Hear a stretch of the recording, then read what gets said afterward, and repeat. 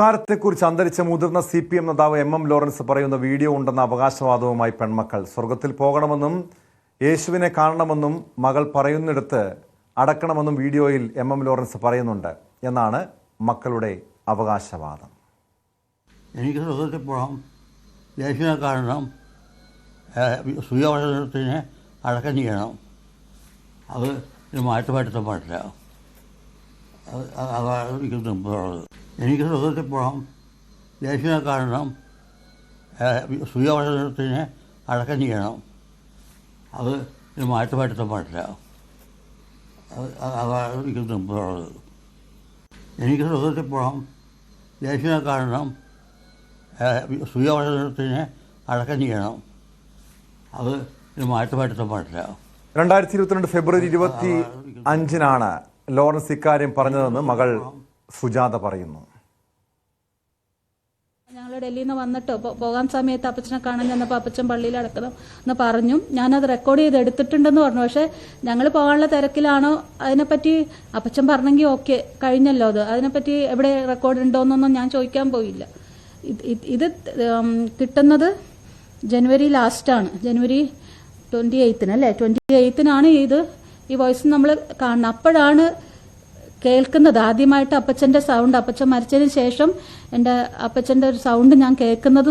ഈ ഫോൺ ഞാനിപ്പോഴും ആ ഫോൺ ഞാൻ തൊട്ടിട്ടില്ല. MM ലോറൻസിന്റെ മൃതദേഹം കളമശ്ശേരി മെഡിക്കൽ കോളേജിന് വൈദ്യപഠനത്തിനായി വിട്ടു നൽകിയ മാസങ്ങൾ പിന്നിട്ടപ്പോഴാണ് പെൺമക്കൾ പുതിയ തെളിവുകളുമായി രംഗത്തെത്തിയിരിക്കുന്നത്. നവമി ദിനേശ് ചേരുന്നുണ്ട് വിവരങ്ങളുമായി.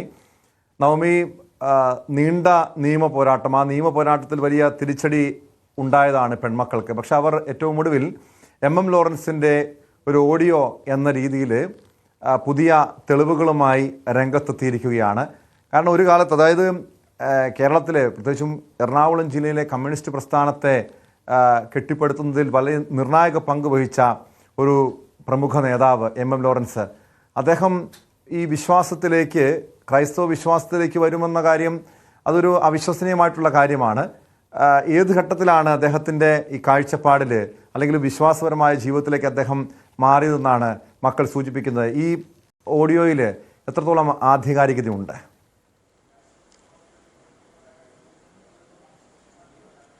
ടോം, തുടക്കത്തിൽ ഈ ഒരു നിയമ പോരാട്ടത്തിന് മകൾ ആശ ലോറൻസ് ഒറ്റയ്ക്കായിരുന്നു. പക്ഷെ പിന്നീടുള്ള വഴികളിൽ സുജാത ലോറൻസും ഒപ്പം ചേരുന്ന ഒരു സാഹചര്യമായിരുന്നു. ഇവർ പറയുന്നത്, ഇന്ന് നടത്തിയ പത്രസമ്മേളനത്തിൽ പറയുന്നത്, ഇവരുടെ മകൻ സജീവൻ പാർട്ടിയുമായി ആലോചിച്ചു മാത്രമാണ് ഈ ഒരു തീരുമാനമെടുത്തത്. ഞങ്ങളുമായിട്ട് ഇതിനെപ്പറ്റി ഒന്നും തന്നെ സംസാരിച്ചില്ല. ആ തുടക്ക സമയത്ത്, ആ മരണവുമായി ബന്ധപ്പെട്ട് നടക്കുന്ന സമയത്ത് എന്താണ് അവിടെ സംഭവിക്കുന്നത് എന്ന് തനിക്ക് അറിയാത്തത് കൊണ്ടാണ് ഈ സഹോദരൻ പറഞ്ഞതിനോട് താൻ സമ്മതം മൂളിയത്. പക്ഷെ പിന്നീടാണ് ഇതിനെക്കുറിച്ച് താൻ മനസ്സിലാക്കുകയും പിന്നീട് കേൾക്കുന്ന വാർത്തയിൽ നിന്നുമൊക്കെയാണ് തന്റെ അച്ഛന് ഈ മൃതദേഹം, അല്ലെങ്കിൽ അച്ഛൻ മരിച്ചതിന് ശേഷം പള്ളിയിൽ തന്നെ അടക്കണമെന്ന ആഗ്രഹം ഉണ്ടായിരുന്നു എന്ന കാര്യം സുജാത ഓർത്തെടുക്കുന്നത്. സുജാത പറയുന്നത്, ഈ ദൃശ്യങ്ങൾ കാണുമ്പോൾ അങ്ങനെ MM ലോറൻസ് പറഞ്ഞിട്ടുണ്ടെങ്കിൽ എന്തുകൊണ്ടാണ് MM ലോറൻസിന്റെ ആ ദൃശ്യങ്ങൾ കാണുന്ന, അല്ലെങ്കിൽ ആ വീഡിയോയിൽ മുഖം കാണിക്കാത്തതെന്ന ചോദ്യമാണ്. അതിന് സുജാത പറയുന്ന മറുപടി, അന്ന് അച്ഛന്റെ ഇവരുടെ തന്നെ ഒരു അടുത്ത ബന്ധു മരിക്കുന്നതുമായി ബന്ധപ്പെട്ട കാര്യം അച്ഛനോട് സംസാരിക്കുന്നുണ്ട്.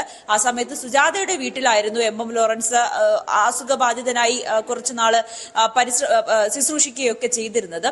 ആ സമയത്ത് ഈ ബന്ധു മരിച്ചതിനെ കുറിച്ച് അച്ഛനോട് ചോദിക്കുന്നു. അതിനിടയിൽ അച്ഛൻ ഇക്കാര്യം പറയുന്നത്, തന്റെ ഈ അടക്കുന്നത് അത് പള്ളിയിലായിരിക്കണമെന്ന് അന്ന് പറയുന്നുണ്ട്. പിന്നീട് സുജാത പറയുന്നുണ്ട്, അച്ഛ ഇത് ഞാൻ റെക്കോർഡ് ചെയ്യട്ടെ, കാരണം എന്തെങ്കിലും അച്ഛനൊരു കമ്മ്യൂണിസ്റ്റുകാരനാണ്, എന്തെങ്കിലും ഇതൊരു പ്രശ്നമായി വന്നാലോ, അങ്ങനെയാണെങ്കിൽ ഞാനിത് റെക്കോർഡ് ചെയ്യട്ടെ എന്ന് ചോദിക്കുന്നു. അന്നും ഇന്നും സുജാത പറയുന്നത്, അച്ഛന്റെ ശബ്ദരേഖ മാത്രമാണ്, അല്ലെങ്കിൽ ശബ്ദം മാത്രം റെക്കോർഡ് ചെയ്യണമെന്നേ താൻ അപ്പോൾ കരുതിയുള്ളൂ, അതുകൊണ്ടാണ് മുഖം അതിൽ പതിയാതിരുന്നത് എന്ന് കൂടി പറയുന്നുണ്ട്. പക്ഷേ ഇതിനെ ഇപ്പോഴും ഒരു സംശയമായി നിൽക്കുന്നുണ്ട്. ഇത്രയും നാളുകൾ കഴിയുന്നുണ്ട്, ഹൈക്കോടതി, സുപ്രീം കോടതിയിലടക്കം തിരിച്ചടി ഉണ്ടായ സാഹചര്യത്തിൽ എന്താണ് ഇത്ര ഏറെ വൈകിയും ഈ വീഡിയോ പുറത്തുവിടാനുള്ള കാരണമെന്ന് ചോദിക്കുമ്പോൾ അവർ പറയുന്നത്, അന്ന് അച്ഛന്റെ ശബ്ദരേഖ മാത്രമാണ് താൻ റെക്കോർഡ് ചെയ്തതെന്നാണ് കരുതിയത്. ആ ഫോണിൽ ഉണ്ടായിരുന്ന വോയിസ് റെക്കോർഡിംഗ് എല്ലാം തന്നെ പരിശോധിച്ചു, പക്ഷെ ഒന്നും അതിൽ കണ്ടെത്താൻ കഴിഞ്ഞില്ല. വീഡിയോ കൂടി പരിശോധിക്കാം. സഹോദരിയുടെയും നിയമ പോരാട്ടം പരമോന്നത കോടതി വരെ നീണ്ടതാണ്, അവിടെ നിന്നും തിരിച്ചടി നേരിട്ടതാണ്. ഇനി ഒരു നിയമ പോരാട്ടത്തിനുള്ള സാധ്യതയുണ്ടോ? എന്താണ് ഇവരുടെ പ്രത്യേകിച്ചും ഒരു നിർണായക തെളിവ് തന്നെയാണിത്. ഈ ഓഡിയോ സംഭാഷണം അല്ലെങ്കിൽ ഈ ഓഡിയോയിൽ പറയുന്ന കാര്യത്തിൽ ഒരു പരിധിവരെ വസ്തുത ഉണ്ടെങ്കിൽ അത് നിർണായകമായിട്ടുള്ളൊരു തെളിവാണ്. എന്തായിരിക്കും ഇവരുടെ അടുത്ത നീക്കങ്ങൾ, നവമി?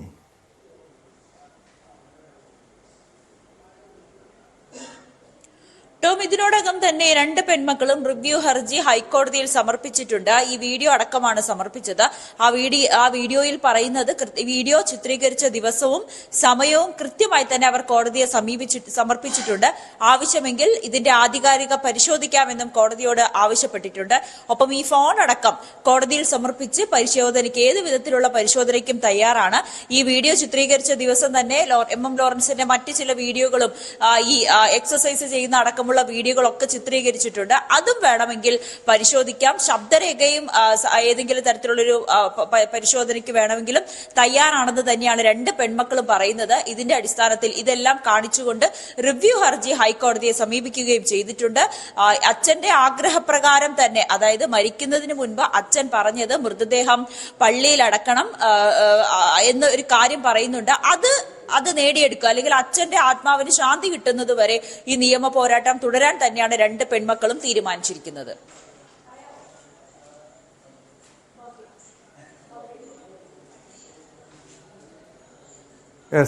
വ്യക്തമാണ്. നവമി ദിനേശാണ് വിവരങ്ങൾ നൽകിയത്. മറ്റൊരു വാർത്തയിലേക്കാണ്